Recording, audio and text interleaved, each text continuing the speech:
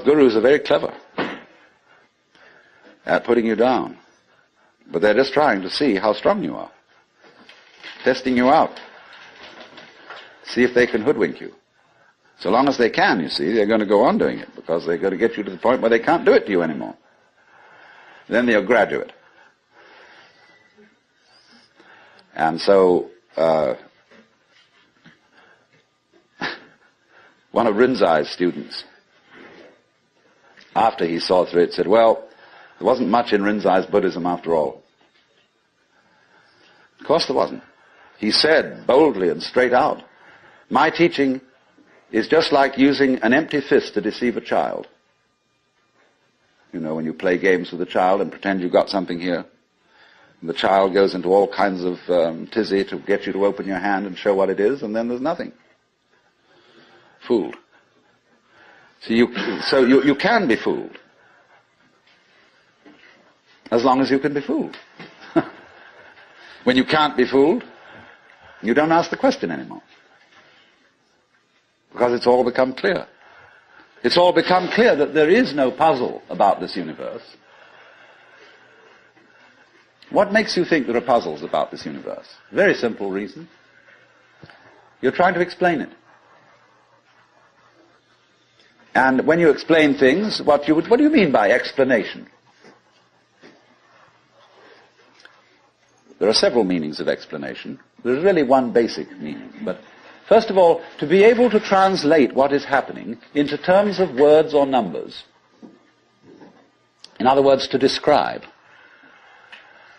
But a real explanation is not just a description. It's a description which enables us to control what we are describing. But didn't we see in the last session that to control the world is not really what we want to do?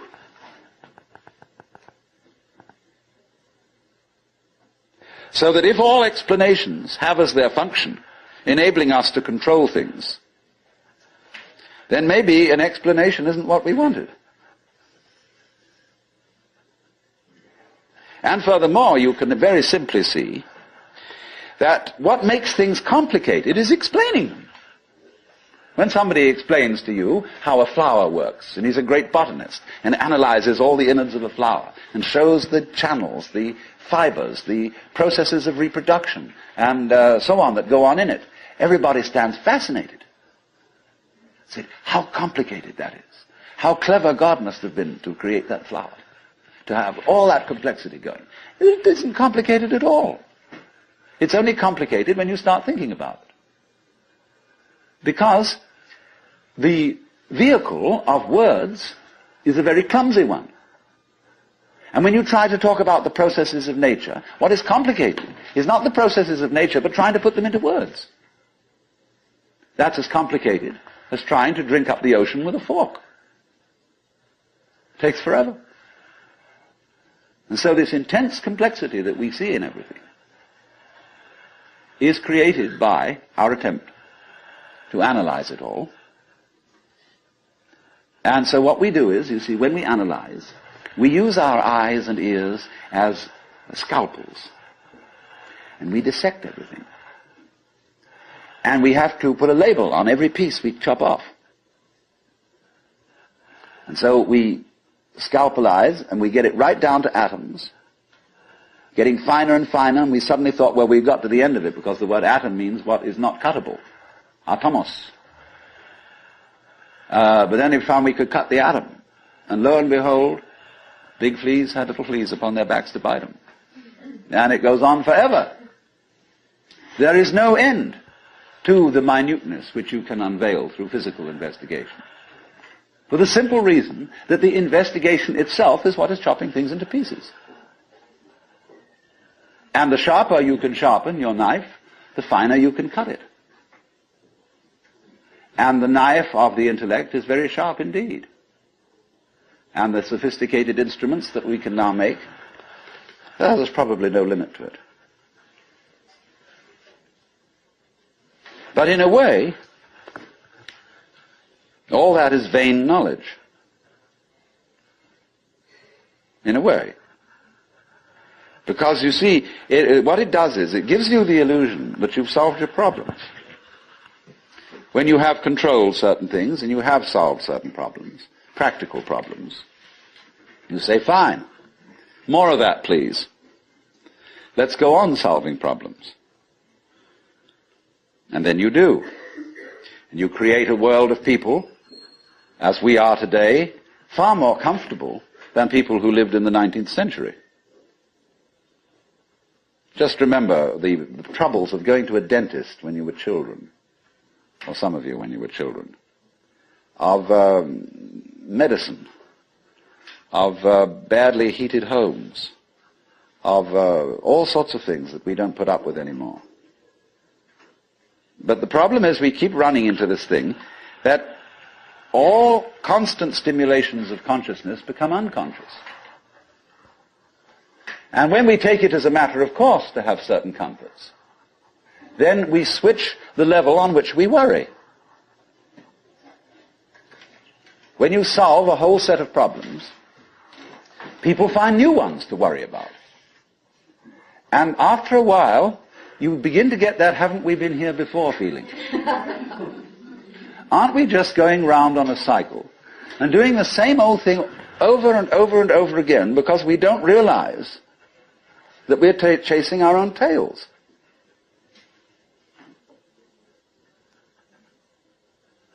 By an eternally recurrent process of not knowing who you are. That is the hide and seek. That is the nature of what the Hindus call the Manvantara and the Pralaya, the period of the Manvantara in which the worlds are manifested, and the period of the Pralaya in which the worlds are withdrawn from manifestation. In and out, in and out.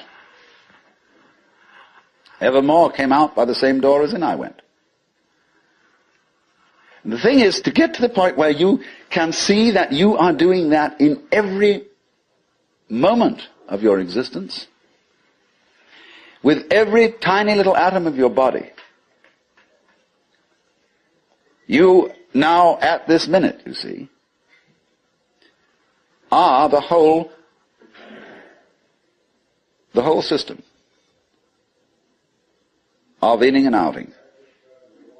In other words, you often think perhaps, maybe a long, long time ahead, I shall reach the point where I wake up from manifestation and overcome the world illusion and discover that I am the supreme reality behind all this diversification. My friends, there is no diversification.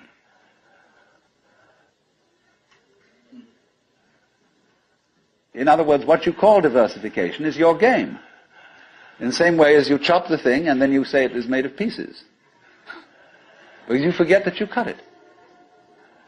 And so when you see the world as complicated and that there are life problems and that you might one day succeed. See, hundreds and hundreds of people are running like mad after something that they call that is success, and they have no idea what it is. So in exactly the same way, the guru is keeping you running and running after spiritual attainment. You don't know what you want. This is where Krishnamurti is so clever. Because he says, if you ask me for enlightenment, how can you ask me for enlightenment? If you don't know what it is, how do you know you want it? Is it any concept you have of it will be simply a way of trying to perpetuate the situation you're already in. If you think you know what you're going out for, all you're doing is you're seeking the past. What you already know, what you've already experienced. Therefore, that's not it, is it? Because you say you're looking for something quite new. But what do you mean new? What's your conception of something new? Well, you figure I can only think about it in terms of something old. Something I once had. So he doesn't say anything. He doesn't indicate anything positively. Everybody says, why are you so negative? Why don't you give us something to hang on to? Well, the simple answer is it would be spurious. You don't need anything to hang on to. You're it. You don't need a religion. But then you say, well, what is all this religious stuff about then? Why don't we just forget it? You can try. By all means. Just go away. Don't go to gurus. Don't go to church. Don't enter philosophical discussions. Forget it. But then you'll realize that by having consented to forget it, you're still seeking. What a trap. What can you do? You see? If you stay here and listen to me or to anyone else who comes around here, you're fooling yourself. But if you go away, you're fooling yourself too. Because you still think that's going to improve your situation. It won't. And therefore, when you discover that it doesn't, you'll think, well, maybe it was a mistake to go away, and you come back to the guru. And he looks at you and says, you are very undisciplined, very inferior student. And you need to apply yourself. Well, as I explained what he's doing. But it comes down in a way to a sort of contest with the guru. You see? Will you call his bluff? You're afraid to. Because you might discover that if you do call his bluff, he's no better than you are. Well, that's what you're supposed to find out. But without being cynical about it. He's as divine as you are. But you've got to call the bluff. There's going to be a showdown.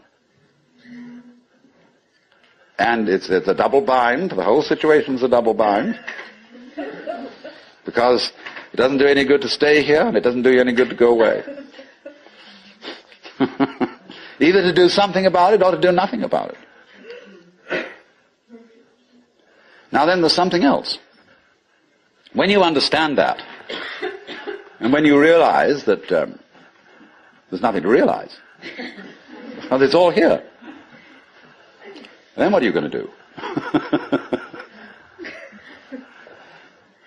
Well, of course, this is the sense of the Zen poem. Supernatural activity and marvelous power. Drawing water, carrying fuel. You know? Do whatever one does as a human being. But there's a little element of Philistinism in that.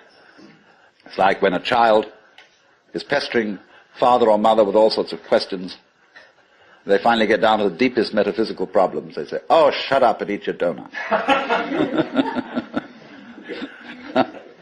And I wouldn't say that, you see, at this point. Because life, as one looks at it, you see, is in fact a celebration of itself. When you look out at night at the stars and you really wonder, good God, what is all that about? Well, it's a firework display. And it's celebrating High Holy Day. It's whoopee. And the whole world is whoopee. It's a kind of exuberance. And therefore the proper function of religion is digging this. It's not seeking. It's not seeking anything, but is, in a way, thanksgiving. That's why, of course, the Christians were right in calling the Mass the Eucharist, the thanksgiving. Only they had such a complicated way of thinking about it that nobody could understand it. So there, in religion, all religious exercises, whether they are meditative or whether they are ritualistic, are whoopee. They are not something you do in order to attain anything. They are like art forms, like dancing. They are expressive of attainment, of the attainless attainment. So here's another hang-up for you. When you go to Mr. Suzuki, who runs the Zen Center, he's a good disciple of Dogen, who brought Zen, a certain school of Zen to Japan in the 13th century. Dogen said, you can't sit and meditate unless you're already a Buddha. In which case, why meditate? Well, meditation is just the way a Buddha sits. And he called this sitting just to sit, not to attain enlightenment. Because the minute you do that, you see, you're not meditating.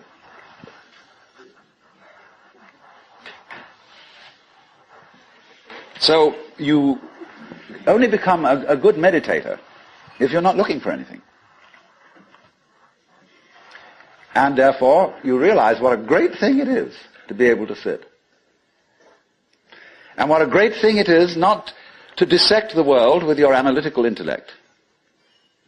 To be able to look out at the water or the trees or at the floor and the light on it in front of you without calling it light or floor or trees or thinking that it has parts or thinking that it's complicated. It isn't.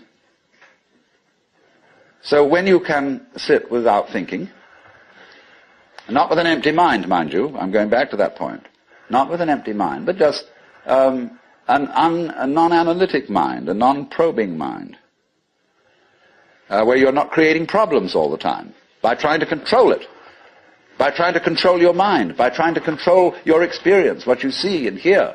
You then just simply discover that there is no way of controlling what you're experiencing, because what you're experiencing is you. And to try and really fundamentally control that is just going around in a circle. So, if I would say to you now, what you have to learn is to let it happen, that's wrong too. There's no one to let it happen. If I say to you, accept your experience, be calm and open to things, that again perpetuates the illusion that you're something different from it. So we go round and round. But if there are some people who want to get together, and like we would get together to play poker, or to have a walk, go fishing, or sail a boat, if there are some people who want to get together to meditate, and to have rituals, and to chant, great. It's an art form. And you can only use it and make it a good art form if you're not using it to get something. And this is what really is the bane of temples all over the world. You go into Buddhist temples where they theoretically don't believe in any God. But there are the people praying. And they're all doing it in order that we get a male child next time around, or that the horse recover from a disease, or that mama gets cured of the dropsy. And all these petitions are going on and on and on. People always coming to the temple to ask for something. Lowbrow people for lowbrow things, highbrow people for highbrow things. And there all the vendors sit outside and sell souvenirs and magic and charms, and all the people go in and do this. And all these serious priests sitting there, really having to keep up face and say, yes, we can provide these services. On the other hand, if you go in to one of these temples, along with all the faithful followers, and have a ball, buy a bead, buy a candle, buy a this, buy that, buy some incense, go in, and dig this great thing going on, salute the Buddhas, or the altars, or the crucifixes, or what you will. But don't take it seriously.